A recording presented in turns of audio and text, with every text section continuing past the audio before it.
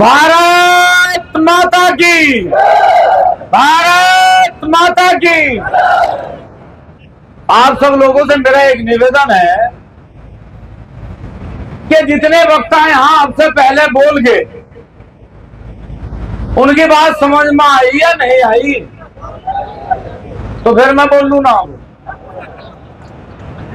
अगर आपकी समझ में बात आ ही गई तो इससे अच्छी क्या बात हो सके। अच्छा, ईमानदारी से बताना, यहां बैठा हुआ कोई व्यक्ति हाथ ठाकर बतावे विभीषण किसका नाम है? विभीषण है कोई? है नहीं। अच्छा, घर में नाम हो किसी का विभीषण? घर में भी नहीं है। अच्छा, लक्ष्मण होगा कोई ना कोई? तो मेरा एक तो निवेदन आपसे है, इस बार विभीषण न बन जाइयो, इस बार लक्ष्मण बनियो, क्योंकि लक्ष्मण बनोगे तो राम जीतेगा और विभीषण बने तो राम हारेगा। ये तुम्हारे हाथ में। ये चुनाव किसी पार्टी को हराने जिताने का नहीं है, ये संघर्ष कोई आज का नहीं है। पिछले 2 साल से ये समाज गाड़ी खा रहा, पिछले 2 साल से। और गाड़ी कौन दे रहा? सन 52 में पहली बार चुनाव हुआ, मेरे बुजुर्ग बैठे हुए हैं। सन 52 में पहली बार चुनाव हुआ, कानून तो खिलाफ बन गया होगा जरूर, कोई कानून इस सदन में हमारे खिलाफ बना होगा, लेकिन 52 से सन 2019 तक यदि इस बिरादरी को सबसे ज्यादा गाड़ी मिली, आपकी बहनों को, आपकी माताओं को गाड़ी मिली, तो वो काम अगर किसी पार्टी ने करा तो वो इस भारतीय जनता पार्टी ने करा, नहीं तो किसी ने गाड़ी देने का काम नहीं करा। यहां सब जितने लोग बैठे सब फोन भी चलाना भाई। मैं ईमानदारी से आप लोगों से एक बात पूछना चाहूं, चुनाव का दौर हो और भारतीय जनता पार्टी का एक नालायक सांसद गुजरात में अगर यह कहता हो कि राजपूतों के रिश्ते अंग्रेजों के साथ रोटी बेटी के रहे और गुजरात का राजपूत समाज खड़ा होकर उसका विरोध करे, और मात्र इतनी सी बात, ध्यान से समझ लेना, मात्र इतनी सी बात कहे कि पुरुषोत्तम रूपाला का टिकट काट दो, तब हम भारतीय जनता पार्टी को वोट देंगे। लेकिन भारतीय जनता पार्टी ने उसी पुरुषोत्तम रूपाला को अपनी गोद में बैठा के उसका संरक्षण करने का काम करा और उसे क्या कहा कि इससे भी ज्यादा यदि तेरे पास कोई गाड़ी है तो तू राजपूत समाज को दे, तुझे इस बार कैबिनेट का मंत्री बनावेंगे। और फिर भी आप भाजपा के बारे में विचार करो, जिनकी माताओं ने, जिनकी बहनों ने 16 हजार रानियों ने एक साथ जौहर करा हो इस देश की लाज बचाने के लिए, जिनके महापुरुषों ने अपने सिर कटवाए हो, उनके लिए रियासत रोटी और बेटी के दाम से ली जाएगी, और फिर भी आप लोग विचार ना करते हो। ये चुनाव किसी के हराने जिताने का नहीं है साहब, ये चुनाव आपके स्वाभिमान का है, ये आपके महापुरुषों के स्वाभिमान का चुनाव है। हमारी माताओं ने जो बलिदान दिया, ये उनके स्वाभिमान का चुनाव है, ये आपके बच्चों के भविष्य का चुनाव है। कोई नालायक सांसद आपकी जाति को गाली ना दे, ये उसे जवाब देने का चुनाव है। इसलिए मेरा निवेदन है, गंगा की कसम, जमुना की कसम, ये ताना बाना बदलेंगे, कुछ हम बदलो कुछ तुम बदलो, फिर मिल के जमाना बदले। इस बार विचार करना पड़ेगा, विचार करना पड़ेगा आप लोगों को, और विचार ये करना पड़ेगा कि जब मोदी जी ने इस बार सदन में कहा 400 पार, 400 पार, तो मैं अपने मन में एक विचार लाया कि मुझे कुछ ऐसा वहम हुआ, मुझे पक्का नहीं पता, तुम लोगों को पता होगा, मुझे ऐसा लगा कि जो व्यक्ति बिना जनता की राय के, बिना चुनाव की तिथि घोषित होने के 400 पार का नारा दे रहा, इसका मतलब कुछ ना कुछ गड़बड़ घोटाला है।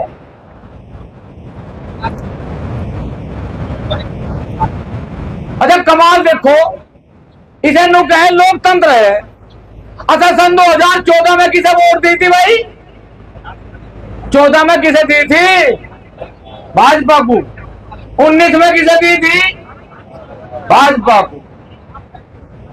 17 में किसे दी थी? तो मेरी समझ में नहीं आती, अगर एक ही पार्टी को, एक ही व्यक्ति को सारी उम्र वोट देनी, तो फिर रजवाड़े लिए क्यों थे? वे तो थे ही राजा भाई। वो जो रजवाड़े आपने इसे राष्ट्र बनाने के लिए लिए भारत को, फिर उन्हें लेने की जरूरत ही क्या थी? एक बात समझ लो, पानी को और रोटी को बदल के खा करो।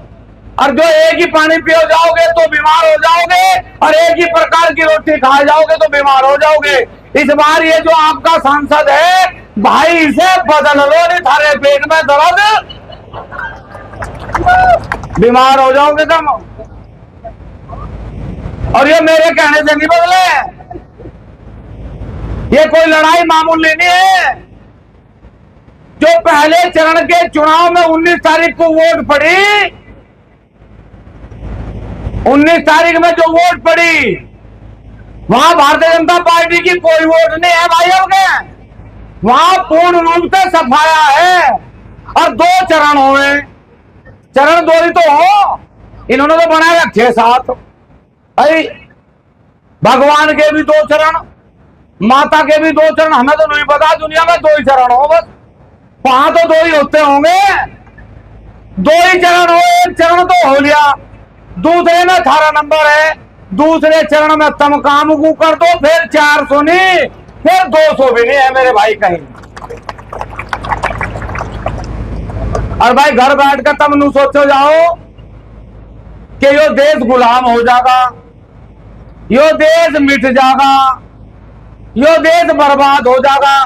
तो मैं एक बात दावे से कह सकूं कि यदि अमित शाह इस देश का प्रधानमंत्री बना, तो ये देश 100 की 100% गुलाम होगा। इस बात को ध्यान कर लेना।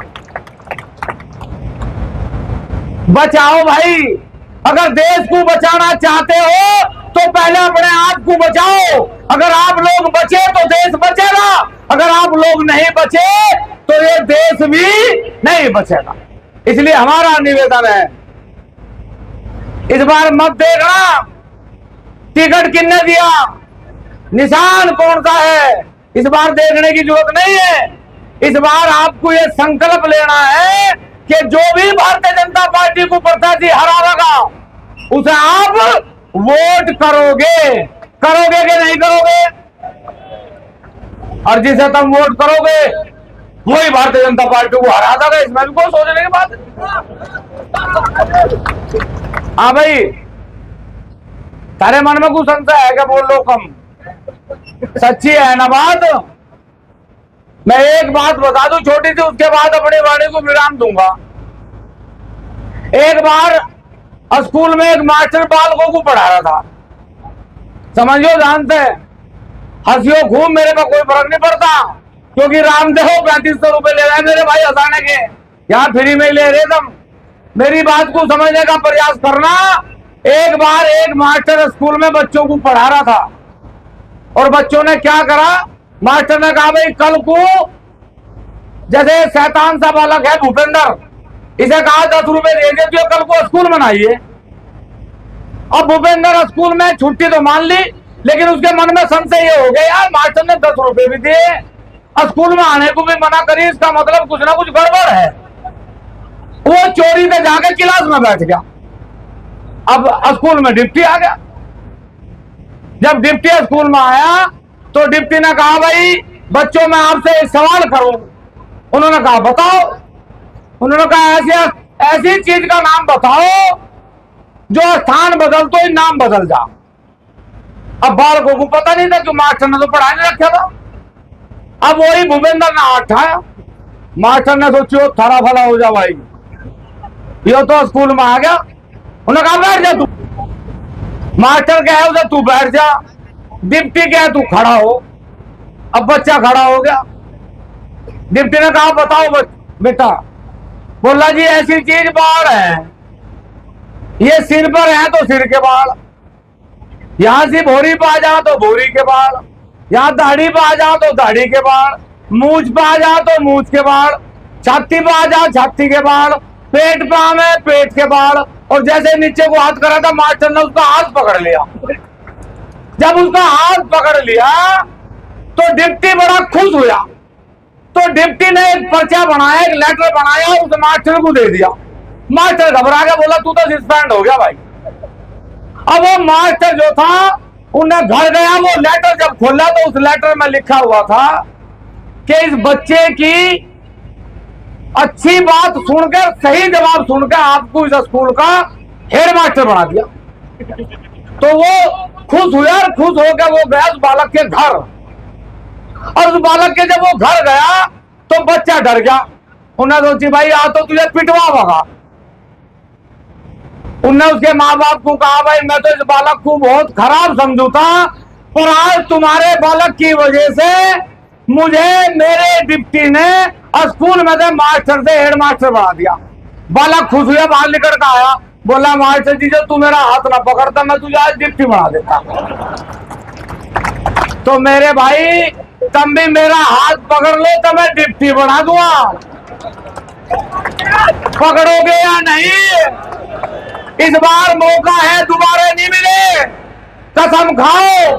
अरे एक और सुन लियो मेरी, मैं किसी मन से किसी का नाम नहीं लेता, लेकिन मेरी मजबूरी है, मुझे नाम लेना पड़ेगा।